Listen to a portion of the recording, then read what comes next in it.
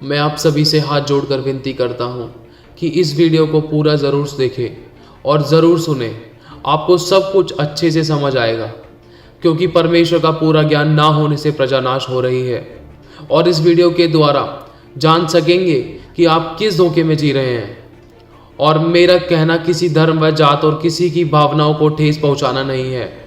मैं वही कह रहा हूं जो आदम और हवा और इस सृष्टि की रचना के समय बताया और पवित्र आत्मा के द्वारा लिखा गया है। इसीलिए जो पढ़े वह समझे। आप इंटरनेट पर भी चेक कर सकते हैं। मन फिराओ, मैं फिर से कहता हूं, मन फिराओ या नाश हो जाओ, क्योंकि वो बहुत जल्द आने वाला है।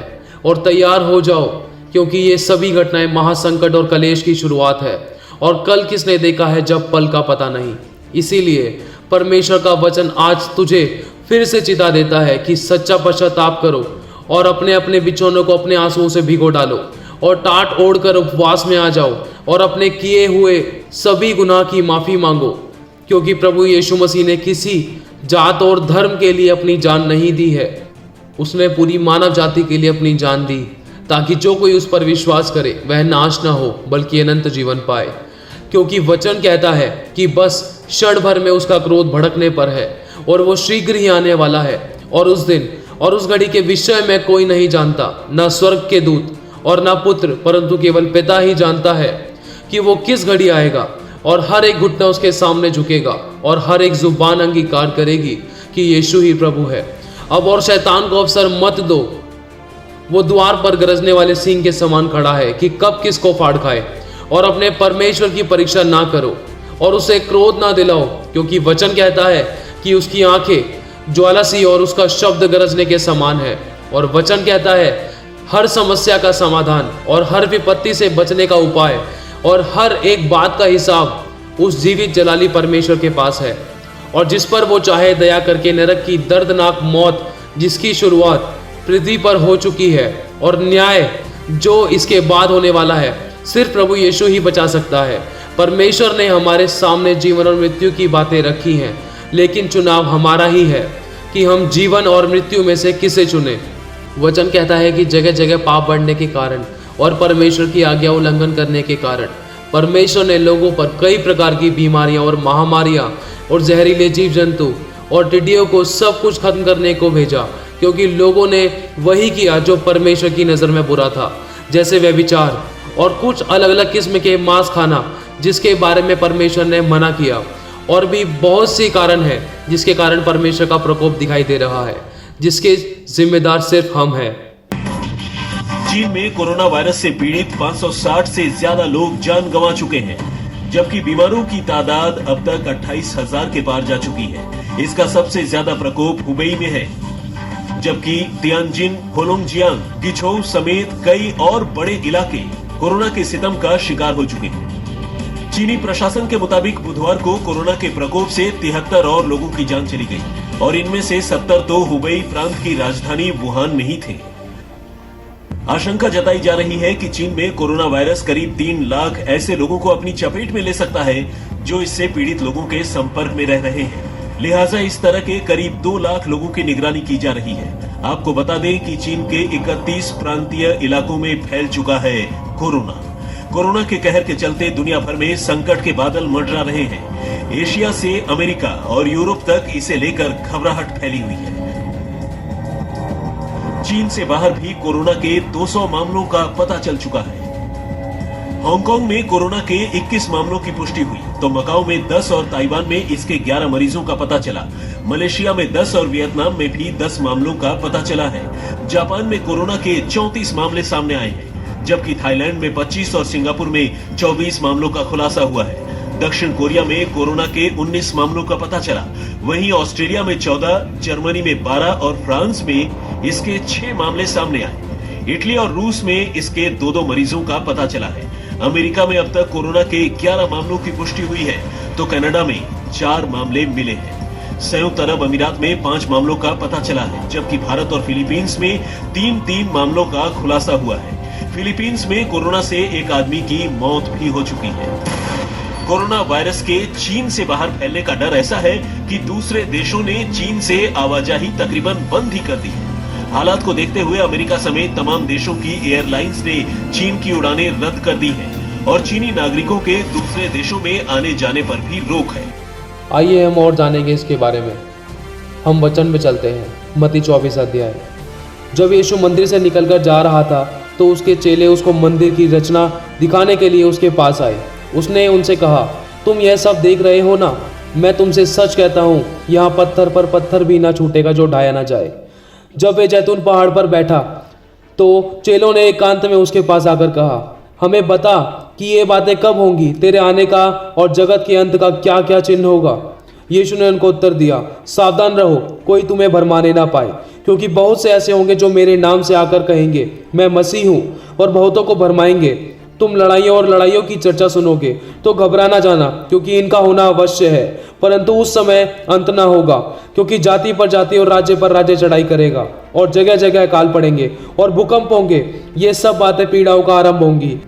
तब वे कलेश देने के लिए तुम्हें पकड़वाएंगे और तुम्हें मार डालेंगे, और मेरे नाम के कारण सब जातियों के लोग तुमसे बैर रखेंगे।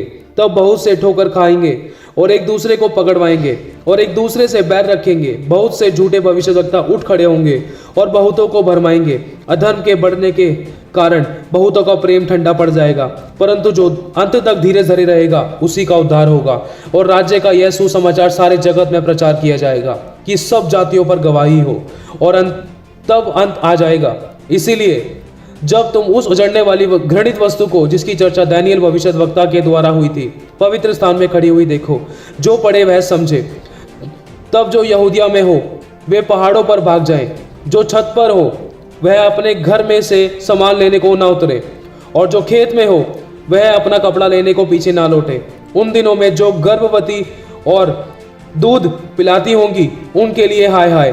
प्रार्थना किया करो कि तुम्हें जाड़े में या सप्त के दिन भागना ना पड़े, क्योंकि उस समय ऐसा भारी कलेश होगा जैसा जगत के आरंभ से ना अब तक हुआ और ना कभी कोई होगा। यदि वे दिन घटाए ना जाते तो कोई प्राणी ना बचता, परंतु चुने हुओं के कारण वे दिन घटाए जाएंगे। उस समय यदि कोई तुमसे कहे देखो मसीह यहाँ है या वहाँ है, तो विश्वास ना करना, क्योंकि झूठे मसीह और झूठे भविष्यवक्ता उठ खड़े होंगे और बड़े चिन्ह और अद्भुत काम दिखाएंगे कि यदि हो सके तो चुने हुओं को भी भरमा दे। देखो, मैंने पहले से तुम्हें ये सब कुछ कह दिया है। इसीलिए यदि वे तुमसे कहे देखो वह जंगल में है, तो बाहर ना निकल जाना, या देखो वह कोठरियों में है, तो विश्वास ना करना। क्योंकि जैसे बिजली पूरब से निकलकर पश्चिम तक चमकती है, वैसे ही मनुष्य के पुत्र का भी आना होगा। जहां लोथ हो वहीं गिद्ध इकट्ठे होंगे। मैंने आपको एक प्रोफेटिक वर्ड दिया था 31 को। अगर आप मेरी प्रीचिंग सुने, मैंने कहा था अभी कि मत सोचो ये फायर, ये मैंने कहा और बुरे दिन आएंगे। कहा था कि नहीं? भूकंप आएंगे, भूकंप आ रहे, वायरसेस आ रहे, ऐसे जो पहले कभी नहीं सुने। आए कि नहीं आए? मैं अभी भी कह रहा हूं, ये शुरुआत है, ये शुरुआत है। आपकी जनरेशन, अभी तो नहीं, आपकी जनरेशन जो आपके बच्चे होंगे वो देखेंगी कि देश हर रोज वायरसेस से लड़ने वाले फ्यूचर में। एवरी डे आने वाला टाइम ऐसा होगा, ये कैमरे पे रिकॉर्ड हो रही चीज। मैंने आपको एक दिन बोला, मैंने कहा बैंक आपका पैसा नहीं दे, किसी ने यकीन नहीं किया। और उसके बाद ये न्यूज चैनल की हेडलाइंस बन गई और लोग सोच रहे ये तो पहले हमें बताया। हाँ, मेरा कौन सा वित्त मंत्री वाकिफ है, और उसको भी ये चीजें मालूम नहीं हो सकती। फ्यूचर कौन बता सकता है? परमेश्वर के अलावा। हालेलुया। अब भी कल बजट में आया कि अब बैंक आपको अगर उड़ गए, भाग गए, तो आपका 1 करोड़ अगर जमा है तो आपको 5 लाख दे दे। वाह, सुनो, उनका कसूर नहीं, दिन क्या है बुरे। अगर क्रिश्चियन बंदा रेडी नहीं रहेगा, वो भी अन्य जातियों की तरफ पिसेगा। और मैं आपको फिर कह रहा हूं, आने वाले सालों में ये वायरसेस न्यूज नहीं बन सकती, न्यूज नहीं बनेगी, क्योंकि ये एवरी डे, रोज का एक होमवर्क होगा देशों के लिए। और जितना ये बढ़ेगा उतने लोग प्रभु में आएंगे। आपकी डिपेंडेंसी, यहां तक कि मैं आपको बोल रहा हूं, अगर आप थोड़े धर्मी हो, आप डंडे से पूरे धर्मी बनोगे। पता है क्यों? ये वायरस आपको छोड़ेंगे नहीं। क्रिश्चियन को मालूम है आने वाले टाइम में कि कोई दुनिया की दवाई उसे बचा नहीं पाएगी। उसे डिपेंड रहना है किस पे? प्रभु पे।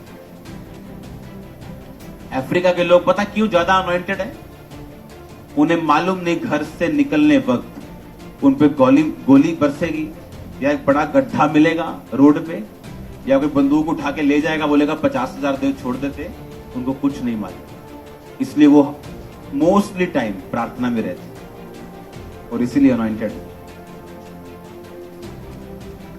और फॉरेन में मसा कम क्यों मालूम? आपको मालूम है ये कनाडा है, यहां कौन सा गड्ढा होगा?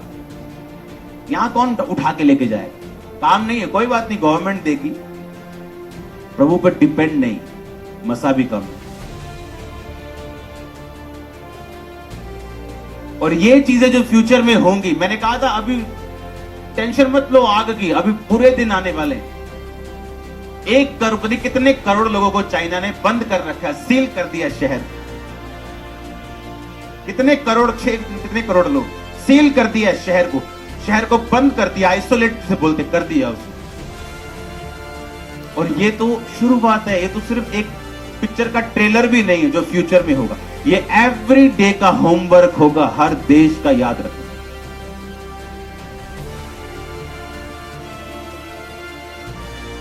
और आपको पहले से मालूम है ये चीजें, आपको शॉक नहीं होगा ये चीजें सुन के। आपकी डिपेंडेंसी, आपका जो परमेश्वर पे जो ज्यादा निर्भर है ना, वो और बढ़ जाएगा। आप और परमेश्वर के सामने और अपने आप को सीधा करके रखोगे। हालेलुया। उन दिनों के क्लेश के तुरंत बाद सूर्य अंधियारा हो जाएगा और चंद्रमा का प्रकाश जाता रहेगा और तारे आकाश से गिर पड़ेंगे और आकाश की शक्तियां हिलाई जाएंगी। तब मनुष्य के पुत्र का चिन्ह आकाश में दिखाई देगा और तब पृथ्वी के सब कुलों के लोग छाती पीटेंगे और मनुष्य के पुत्र को बड़ी सामर्थ्य और ऐश्वर्य के साथ आकाश के बादलों पर आता देखेंगे। वह तुर्री के एक बड़े शब्द के साथ अपने दूतों को भेजेगा और वे आकाश के इस छोर से उस छोर तक चारों ओर दिशाओं से उसके चुने हुओं को इकट्ठा करेंगे। इसी रीति से जब तुम इन सब बातों को देखो तो जान लो कि वह निकट है, वरन द्वार ही पर है। मैं तुमसे सच कहता हूं कि जब तक ये सब बातें पूरी ना हो ले, तब तक इस पीढ़ी का अंत नहीं होगा। आकाश और पृथ्वी टल जाएंगे परंतु मेरा वचन कभी नहीं टलेगा। उस समय 2 जन खेत में होंगे और एक ले लिया जाएगा और दूसरा छोड़ दिया जाएगा। 2 स्त्रियां चक्की पीसती रहेंगी, एक ले ली जाएगी और दूसरी छोड़ दी जाएगी। इसीलिए जागते रहो, क्योंकि तुम नहीं जानते कि तुम्हारा प्रभु किस दिन आएगा। परंतु यह जान लो कि यदि घर का स्वामी जानता होता कि चोर किस पहर आएगा तो जागता रहता और अपने घर में सेंध लगने ना देता। इसीलिए तुम भी तैयार रहो, क्योंकि जिस घड़ी के विषय में तुम सोचते भी नहीं हो उसी घड़ी मनुष्य का पुत्र आ जाएगा। आइए हम वचन में चलते हैं। आमोस 8 अध्याय 11 से 14 तक वचन कहता है कि परमेश्वर यहोवा की यही वाणी है, देखो ऐसे दिन आते हैं जब मैं इस देश में महंगाई करूंगा और उसमें ना तो अन्न की भूख होगी और ना पानी की प्यास होगी। लोग यहोवा के वचन की खोज में समुद्र से समुद्र तक और उत्तर से पूर्व तक मारे मारे फिरेंगे परंतु उसको ना पाएंगे। और उस समय सुंदर कुमारियां और जवान पुरुष दोनों प्यास के मारे मोर्चा खाएंगे। जो लोग सामरिया के पाप मूल देवता की शपथ खाते हैं और जो कहता है कि दान के देवता के जीवन की शपथ और बेरशेबा के पंथ की शपथ खाते हैं, वे सब गिर पड़ेंगे और फिर न उठेंगे। और वचन कहता है कि लोग अंत के दिनों में अपनी मूर्तियां उठा उठा कर फेंकेंगे और वचन को ढूंढेंगे परंतु ना पाएंगे। जैसा कि आप देख रहे हैं आजकल क्या हो रहा है, और इससे किसी को भी कोई फायदा नहीं मिल रहा है, सिर्फ नुकसान ही है, क्योंकि वचन कहता है कि परमेश्वर का ज्ञान ना होने से प्रजा नाश हो रही है। आइए हम वचन में चलते हैं। वचन संहिता 135 अध्याय 15 से 18 तक वचन कहता है, अन्य जातियों की मूर्तें सोना चांदी ही हैं, वे मनुष्यों की बनाई हुई हैं। उनके मुंह तो रहता है परंतु वे बोल नहीं सकती, उनके आंखें तो रहती हैं परंतु वे देख नहीं सकती, उनके कान तो रहते हैं परंतु वे सुन नहीं सकती, न उनके कुछ भी सांस चलती है। जैसे वे हैं वैसे ही उनके बनाने वाले भी हैं, और उन पर सब भरोसा रखने वाले भी वैसे ही हो जाएंगे, क्योंकि एक जीवित ही जीवित की मदद कर सकता है। और परमेश्वर की 10 आज्ञाएं हैं कि तू मुझे छोड़ किसी दूसरे को ईश्वर करके ना मानना। और आज आपने देखा होगा कि कई बाबाओं को जो जेल में डाल दिए गए हैं, और उनका अंत भी पता होगा, क्योंकि परमेश्वर अपनी महिमा किसी को चुराने नहीं देता। तू अपने लिए कोई मूर्ति खोदकर ना बनाना, तू अपने परमेश्वर का नाम व्यर्थ ना लेना, तू विश्राम दिन को पवित्र मानने के लिए स्मरण रखना, तू अपने पिता और अपनी माता का आदर करना, तू खून ना करना, तू व्यभिचार ना करना, तू चोरी ना करना, तू किसी के विरुद्ध झूठी साक्षी ना देना, तू किसी के घर का लालच ना करना। सभी बड़े बड़े पूजा पाठ करते हैं, लेकिन आपने ये सभी बातें देखी होंगी और इससे गुजरे भी होंगे। मैं किसी पर दोष नहीं लगा रहा, बस वचन हमें हमारा आईना और हकीकत दिखाता है, हम माने या ना माने, क्योंकि एक जीवित ही जीवित की मदद कर सकता है। ये मेरे शब्द नहीं हैं, ये पवित्र बाइबल के शब्द हैं जो पवित्र आत्मा के द्वारा लिखे गए हैं, और जो इन सभी घटनाओं का सबूत है, और जो आगे होने वाली घटनाएं और बातें हैं वो भी इसी में है। जो पढ़े वह समझे। हम फिर से वचन में जाएंगे। यिर्मयाह 2 अध्याय 26 से 29 तक। जैसे चोर पकड़े जाने पर लज्जित होता है, वैसे ही इज़राइल का घराना राजाओं और हाकिमों, याजकों और भविष्यद्वक्ताओं समेत लज्जित होगा, क्योंकि वे काठ से कहते हैं तू मेरा बाप है, और पत्थर से कहते हैं तूने मुझे जन्म दिया है। इस प्रकार उन्होंने मेरी ओर मुंह नहीं पीठ ही फेरी है, परंतु विपत्ति के समय वे कहते हैं उठकर हमें बचा। परंतु जो देवता तूने बना लिए हैं वे कहाँ रहे? यदि वे तेरी विपत्ति के समय तुझे बचा सकते हैं तो अभी उठे, क्योंकि हे यहूदा, तेरे नगर के बराबर तेरे देवता भी बहुत हैं। आप सभी जानते हैं कि परमेश्वर ने किस विषय के बारे में कहा है, और यदि वे सभी देवी देवता जीवित हैं तो अभी उठे और सबसे पहले मंदिर के बाहर जो लोग बैठे हैं उन पर दया करें और उनके पाप क्षमा करें। यदि वे हैं भी तो अचानक कहाँ गायब हो गए, और वो पाप भी क्षमा नहीं कर सकते, क्योंकि धरती के ऊपर और आकाश के नीचे कोई दूसरा नाम नहीं है जो पाप क्षमा करे। परमेश्वर का वचन कहता है कि स्वर्ग मेरा सिंहासन और पृथ्वी मेरे चरणों की चौकी है। तुम मेरे लिए कौन सा घर बनाओगे, और मेरे रहने का कौन सा स्थान होगा? और मैं तुम में वास करता हूँ, तुम्हारा शरीर मेरे पवित्र आत्मा का मंदिर है। एक दूसरे से प्रेम करो और माफ करो, दया करो तो तुम पर भी दया की जाएगी। चुनाव हमारे हाथ में है। अपने आप को जांचो, मन फिराओ या नाश हो जाओ।